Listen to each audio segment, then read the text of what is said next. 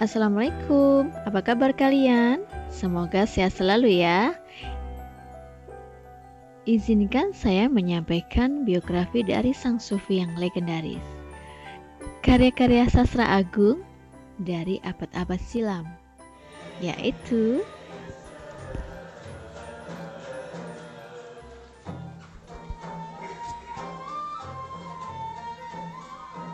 Jalaluddin Rumi. Pernah mendengar nama beliau bukan? Atau ada yang mungkin belum mengenalnya? Ya, ia adalah seorang yang cukup legendaris dalam dunia filsuf.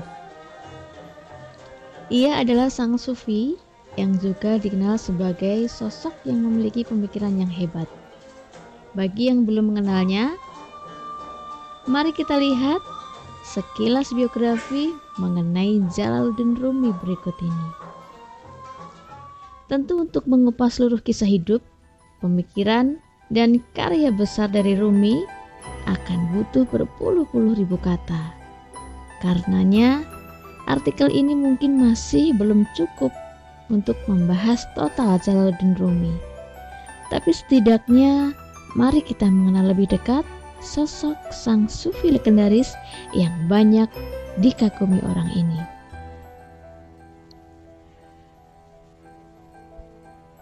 Nama lengkapnya adalah Maulana Jalaluddin Rumi. Ia lebih dikenal dengan sebutan Jalaluddin Rumi, serta lebih akrab disapa dengan panggilan Rumi. Nama Persianya dapat dieja dalam Jalal ad-Din Muhammad Baqi.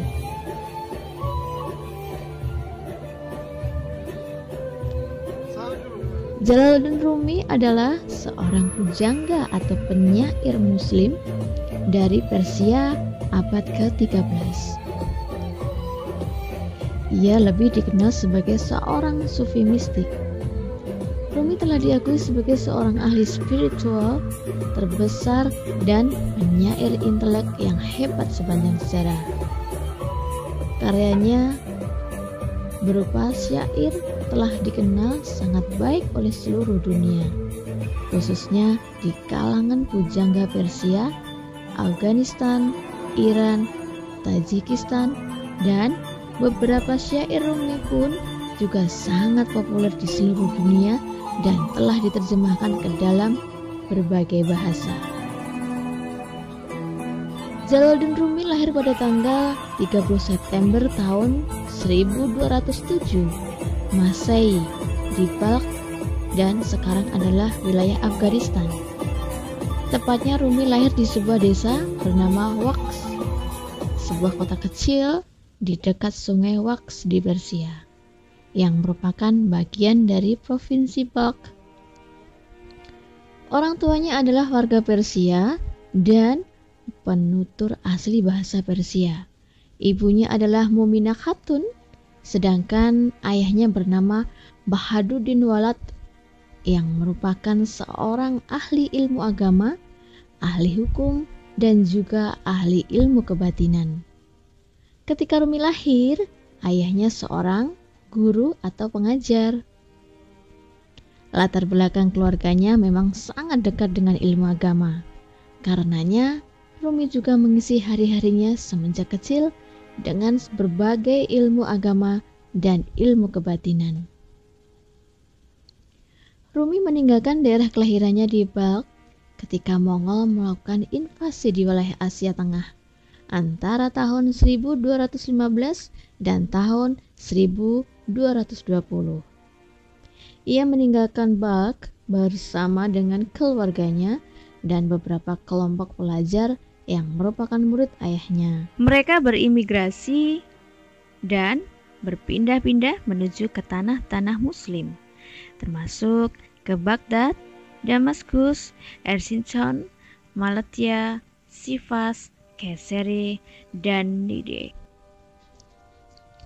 Mereka juga melakukan ziarah ke Mekah. Setelah ziarahnya inilah Rumi beserta kelompok tinggal menetap di Konya, sekarang Turki bagian barat ya. Tepatnya pada tanggal 1 Mei 1228. mereka diundang oleh Alauddin Keykubat, seorang pemimpin Anatolia. Ayah Rumi pun menerima undangan ini dan kemudian menetap di Konya, di Anatolia, yang merupakan wilayah dari Kesultanan Seljuk of Rum. Di sana, Bahaduddin menjadi kepala dari sebuah sekolah agama atau madrasah. Selama perjalanan dengan keluarganya ini, Rumi selalu rajin untuk mempelajari ilmu agama, terutama agama Islam. Hari-hari dan lingkungannya pun sangat kental dengan hal-hal yang berbau spiritual. Rumi menjadi seorang murid di Sayyid Burhanuddin Mohaqiq Tirmazi dan termasuk salah satu murid dari ayahnya sendiri, Bahaduddin. Di bawah bimbingan dari Sayyid Tirmazi, inilah Rumi belajar tentang ilmu sufi. Ia mempelajari mengenai banyak sekali ilmu spiritual dan rahasia tentang jiwa dan dunia ini.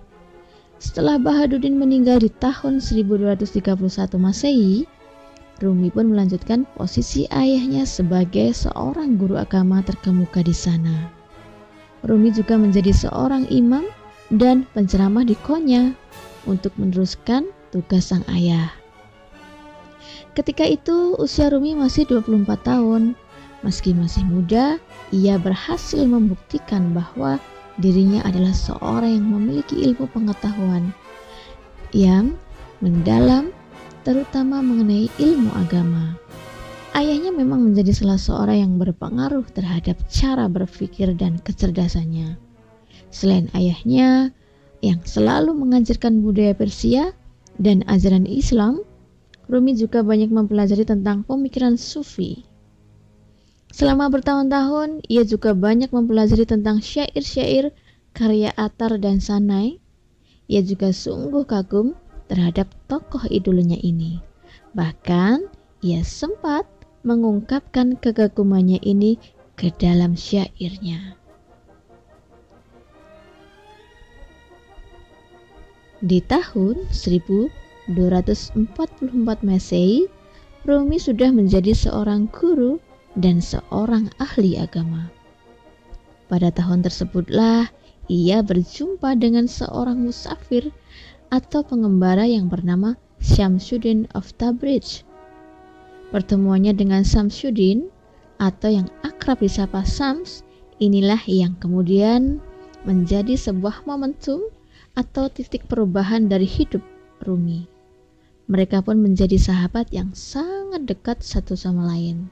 Sayangnya ketika Syams berkunjung ke Damaskus, ia dibunuh.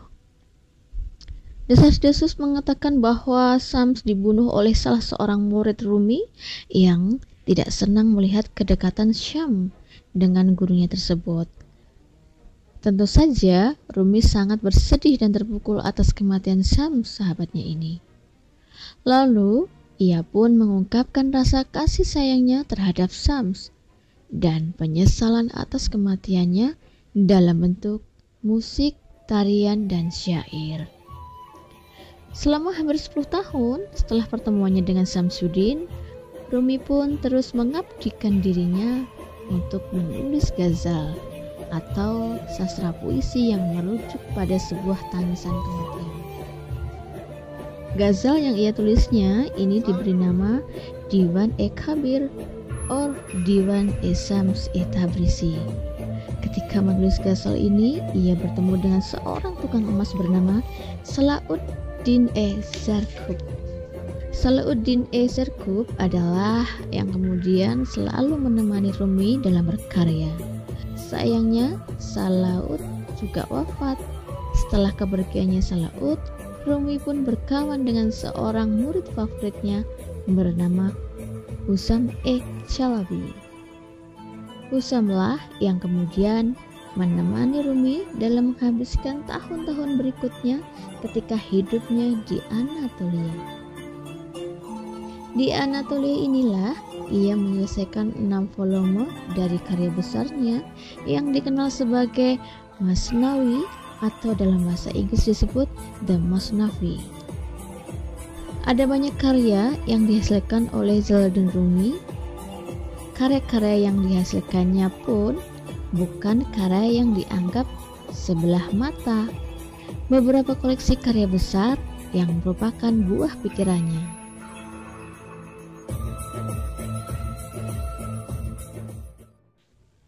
Karyanya meliputi Diwan Syams Tabrisi. Kitab ini berisi gaza atau sufi yang jumlahnya hampir mendekati 3.500 ghazal. Seperti yang dikatakan orang-orang Iran, diwan ini digubah dengan mengikuti bahar-bahar yang bervariasi dengan jumlah baitnya mencapai 43.000 bait. Rumi mengubah diwan ini untuk mengungkapkan ketergantungannya kepada gurunya Syamsuddin Tabrisi. Kemudian rubaiyat yang dinisbahkan kepada Maulana Rumi. Dalam kitab ini terdapat 1659 bait yang wazannya berbentuk rubai atau terdiri dari 4 baris, sementara keseluruhan baitnya mencapai 3.318 bait. Kemudian Masnawi. Nazamnya berbahasa Persia yang di dalam bahasa Arabnya berarti dengan kata biner. Dalam setiap bait terselip rima yang menyendiri dari rima bait-bait lainnya. Namun dua penggalan dalam satu baitnya tetaplah sama. Maulana Rumi meninggalkan 2 buah karya yang mengupas tentang sastra. Di antara kitabnya ada yang redaksinya berbentuk prosa dan ada pula susunannya yang berbentuk nazam. Karya yang redaksinya berbentuk prosa adalah 1. Al-Majlis Al-Saba'ah.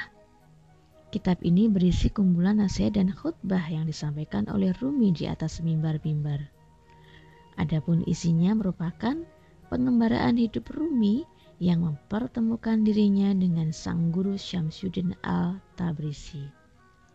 Yang kedua, Majmu'ah min Ar-Rasail. Kitab ini berisi sekumpulan surat yang ditulis oleh Rumi kepada sahabat dan kerabatnya. Kemudian yang ketiga, Fihi Mafihi. Kitab ini berisi kumpulan materi perkuliahan, refleksi, dan komentar yang membahas masalah sekitar akhlak dan ilmu-ilmu irfan yang dilengkapi dengan tafsiran atas Al-Quran dan hadis. Popularitas dari Jalaluddin Rumi pun tak hanya melingkupi negaranya sendiri maupun negara di sekitarnya saja. Hampir seluruh dunia mengenal siapa namanya dan apa saja karya-karyanya. Karenanya Rumi pun diakui sebagai salah seorang penyair klasik Persia terbesar sepanjang sejarah. Selama bertahun-tahun, ia banyak mempengaruhi kesusastraan Turki. Karya Rumi juga banyak menginspirasi banyak seniman lain, termasuk Muhammad Reza Shajarian dari Iran, Davud Azad dari Iran, Shahram Nazeri dari Iran, dan juga Ustadz Muhammad Hashim Chasti dari Afghanistan. Para seniman ini mempelajari karya Rumi dan mendapatkan banyak pencerahan tentang interpretasi klasik dalam hal syair dan sastra. Selain itu, karya-karya Rumi ini juga telah diterjemahkan di berbagai belahan dunia dalam berbagai bahasa, termasuk bahasa Rusia, Italia, Jerman, Turki, Urdu, Prancis, Spanyol, dan tentu saja juga Indonesia. Bahkan pada tahun 2007 silam, Rumi telah dinobatkan sebagai the most popular poet in America atau penyair paling populer di Amerika. Hal ini menunjukkan bahwa nama Rumi semakin populer di dunia meski telah tiada.